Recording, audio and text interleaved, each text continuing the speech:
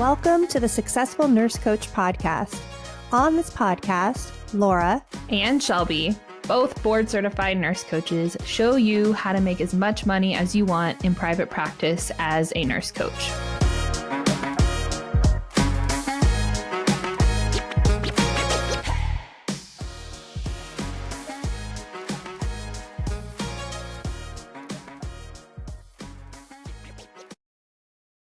Hey everyone, welcome back to the Successful Nurse Coach podcast. It's Shelby here today, flying solo, and I want to begin this podcast episode right off the get-go with a raw question for you. What if alignment doesn't feel good at first? What if it feels like fear, vulnerability, and resistance? And what I mean by this question, I talk to hundreds of nurse coaches every single month. I talk to nurses who want to be nurse coaches, hundreds more of them every single month.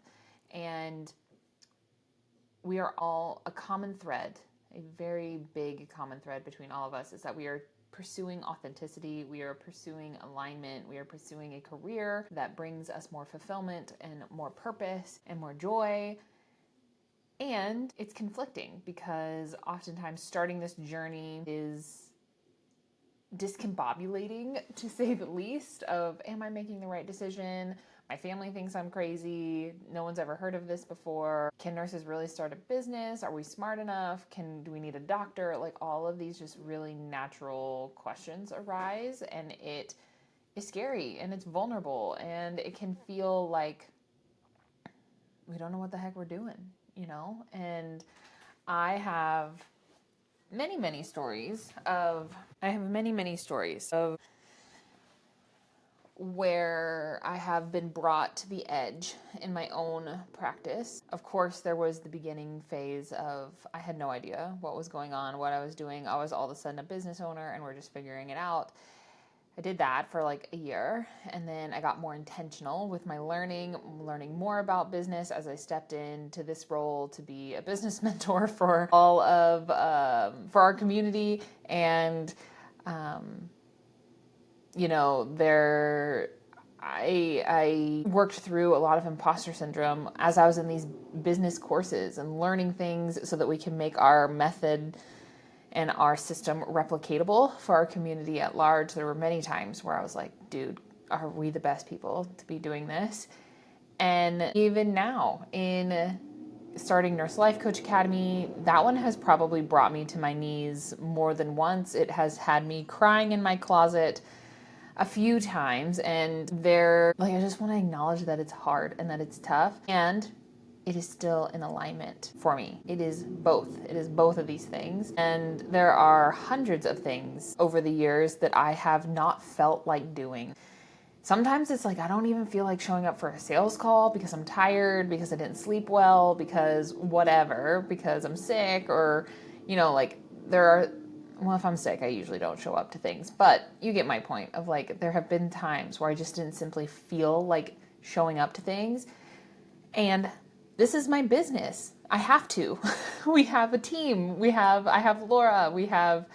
And it's not a have to, like I'm being held hostage in my own business, but it's like there are just things in the business that need to get done. And some of these things can only be done by me. So I'm going to show up even when I don't feel like it. And as a result of that, it has like the consistency in our business is insane. Laura and I don't ever have to worry. Like Laura's gonna just like stop doing her job one day, and she doesn't have to worry about that with me either. But we are able to put in hundreds of reps on everything every single week. So it just allows our business to move very quickly. And I think that we experience a lot of success because of that muscle that we have built very, very, very strongly, and with thousands and thousands and thousands of repetitions of just doing things, learning the skill, not running away from the problem, not hiding from problems that need to be solved, and just like being the buffalo and charging things head on to solve them faster instead of like kicking and screaming and giving the I don't want tos and this doesn't feel good, so I'm not going to do it. Kind of like that more toddler mentality, if I'm being blunt about it. don't get me wrong. There are still many things that I still kick and scream about, but I kick and scream way shorter periods of time than I used to. I'll kick and scream for like 30 seconds instead of 3 days. And, you just get back on the horse and you keep going. So I really want to take sink into this deeper, because I think that our community is at a really big, I think that we don't talk about this appropriately. This alignment and building something that feels perfect. And for all of our nurse coaches who are in private practice, I know that alignment and freedom and truth are like some of your top values. And it's beautiful, right? I think that it's so brave and so courageous to take a chance on yourself and to go all in on this business and to go all in on the impact that you want to make in the world and the difference that you want to see in the world. But I also think that we have confused alignment with ease. And I don't know why. I totally drank that Kool-Aid when I was a new nurse coach, that if I was living my most authentic, most aligned life, then I would get to skip all of the hard parts somehow. And I'll be honest with you, team, I think my life has been significantly harder since I've become a nurse coach and been in private practice. Like the water hose of life has just like cranked open tenfold, and I'm so often drinking from a fire hydrant. For those of you that by chance this is your first podcast episode that you are listening to, I have been a nurse coach since 2018. I found an aneurysm. I didn't personally find it, but we found an aneurysm in my chest that had to be surgically repaired in 2021. I have had 3 babies and 3 C-sections. I have moved across the country. What else have we done? Had a couple of other extra surgeries on top of those C-sections and the heart surgery. Been kind of through it in the past 5 years. Life has definitely not gotten easier. It's gotten more complicated and more stressful and also more beautiful and more fulfilling. And I have 3 wonderful freaking kiddos, and I retired my husband, and all these things happen simultaneously. And I wouldn't have any of the freedom that I really craved if I didn't work really, really hard for it. And I want to define what really, really hard means. Is not burning the midnight oil and working until 2 a.m. It's not working on things that aren't the right thing. It's not working on things that don't move the needle forward. I'm not avoiding a tech problem over here because I don't know how to solve it, and instead just creating Canva Instagram posts. I'm working diligently on the next right thing always. And so is Laura, and so is our team. And we don't always know what the next right thing is or how to solve the problem, but we're trying things. We are testing things out. And it's complicated. It's hard. It's one of the hardest things that I've ever learned to do, but the payoff is that I'm in control of my schedule. I'm in control of my time. I'm in control of what I work on and for how long. And if I need a break, I can just go take it, and no one is screaming at me from a patient bed, And I want to begin to crack open this concept of alignment and authenticity here on the podcast and really ask you, what does that mean to you? Does authenticity mean ease? Does alignment mean ease? Does it mean that if things get hard or get challenging that you're going to bail or take it as a sign that this isn't right for you? And I want to, again, highlight that you're not broken because you don't feel like doing the things. Feelings are feelings. They are influenced by if the sun is shining, what you had for breakfast, if it's been too long since you've eaten, how you slept last night, what your husband said to you over coffee. Feelings are influenced by so much, and we cannot rely on feelings to be consistent and persistent in the pursuit of our business, or frankly, in pursuit of life. I want to put the responsibility back in your lap. So you are not wrong, you are not broken for feeling what you feel, but you are responsible for what you do next. Always, you are responsible for what you do next. And if we get into this myth of feeling aligned 100% of the time, and that's how we know that we are on the right path, that we are being guided, that everything is going according to plan, I don't know where that started. I won't pretend to know where that started, but I do know that it is insanely seductive. It's a seductive belief to buy into because especially if you're healing from burnout. I come from very significant burnout in the ER. I kind of didn't know how far gone I was when I was in the ER, and it took me several years to recover from it, even from like just a mental health point of view, from a somatic point of view of, retraining my body that it is safe to sleep through the night took years for me. And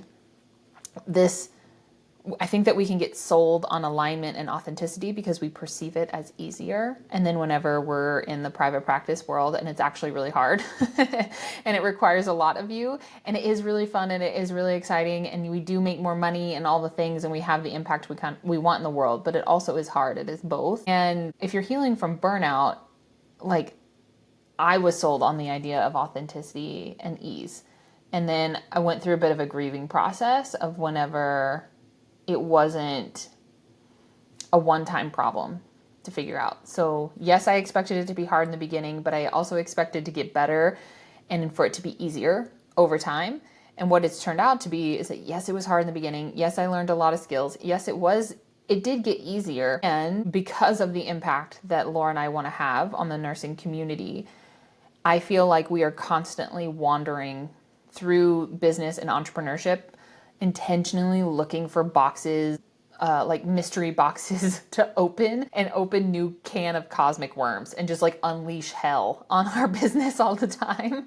And because we dream big, we really, really do. And that requires that like no boxes left unopened in our journey here. And that often means opening, like we are intentionally making it more challenging because we want to move faster and quicker and more efficiently. And it doesn't feel good all the time. There are so many times where I crave, like, can it just be like regular for like 3 days? Can there not be a fire to put out? Like right now, my emails aren't going through to one particular person who it's really important that I'm in really close contact with him. And so I'm having to message him on Instagram and I'm like, why just can't anything be smooth? And if I were to just like let that be and not question it and not try to fix it, then like where does that get me, right? Like yes, it's frustrating, but also yes, I need my email to work. So also too, team, I want to point out that sometimes whenever we are chasing alignment or authenticity, if it feels hard and bad, this can be a really sneaky form of avoidance or self-sabotage. So if it doesn't feel good, then it must not be in alignment is frankly BS. And I want to say how nuanced and tricky this can be because I know most of you listening to this podcast are experiencing a form of disillusionment in your current role and you want something different and you want something more.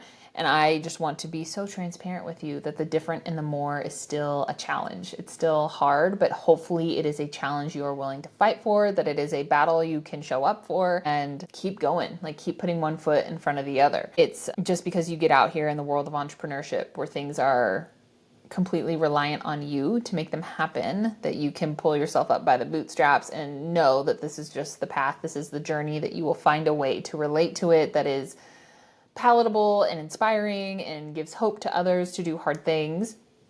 But I want you to be careful if you're feeling like, oh, this doesn't feel good, this is hard. I think that there is a grieving process that comes when we acknowledge that this is harder than we thought it was going to be. I've heard this from every single one of our clients. And I know there are some future clients listening to this being like, oh, Shelby, it's just hard for other people. It won't be hard for me. It's not true. It's hard for everybody. Every single person that I know.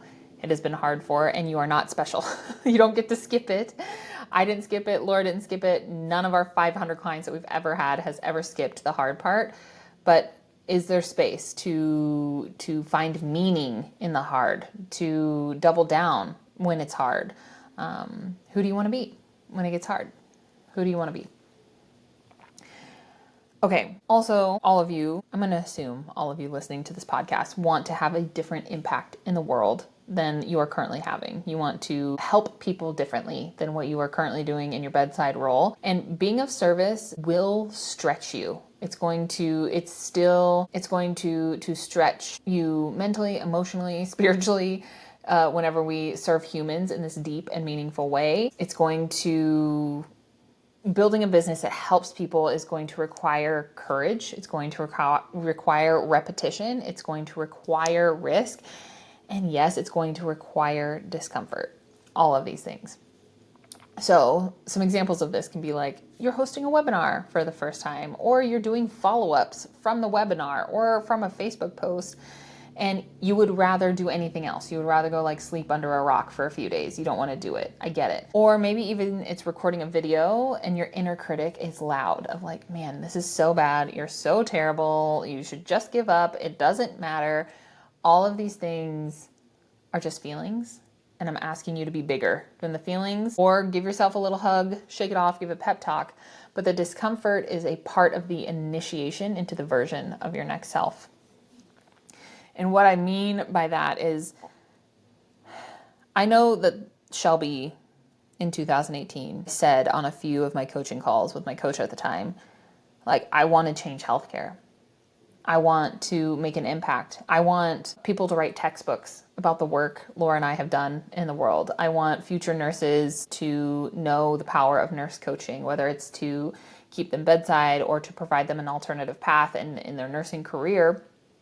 And Shelby in 2018 had no inner capacity to hold that vision at all. I had no idea what that actually meant when I said it out loud and like what that would require of me.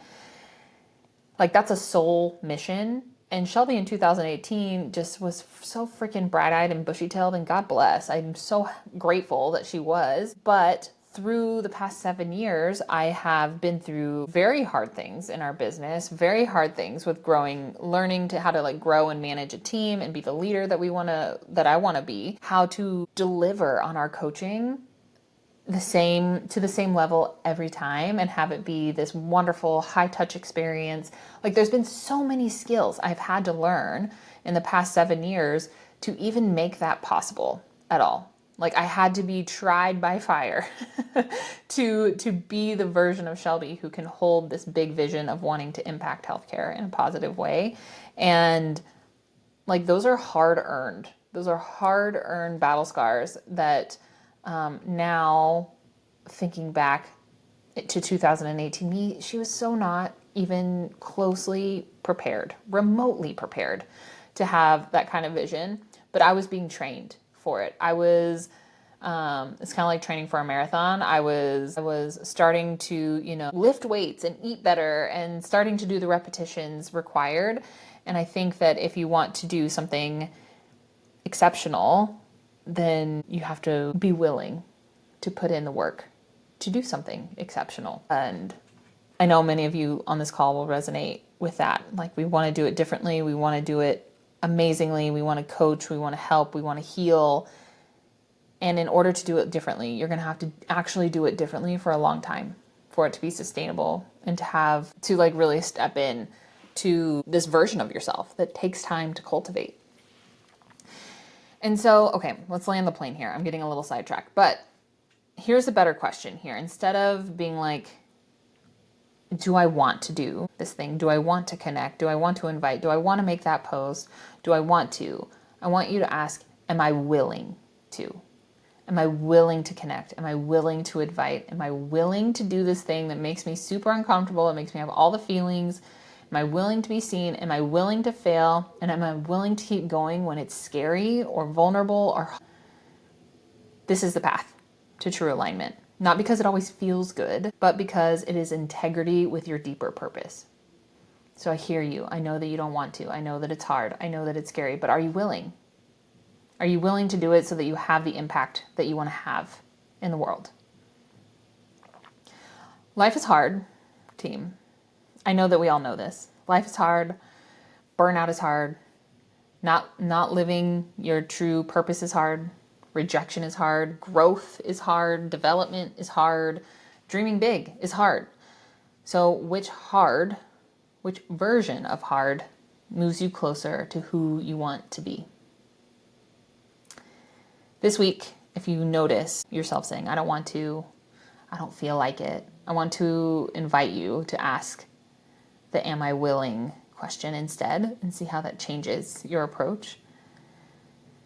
And if you do this and it works, let me know. I would love to hear it. And I want to again reiterate that this is medicine for me as well. I have had to get creative over the past 6 months to stay connected to the bigger purpose and the bigger why and the bigger dream. And every time I sit down and I think about it, and I'm like, hey, this is the price tag for the dream you have, for the vision you have. This discomfort, this fear, this vulnerability, this deep questioning of like, dude, is this even working? This is the price tag for the vision that I want to have. And am I willing to pay it in order to do it? And the answer is always yes, Even when I want it to be no, it's always yes. And I just, as all of you are in the pursuit of building something that is meaningful, building something that is heart-centered, building something that means a lot to you, I want you to think of your own price tag. And is it worth for you? All right, team. Let me know how this episode lands for you. I would love to hear it. And I'll see you same time, same place next week.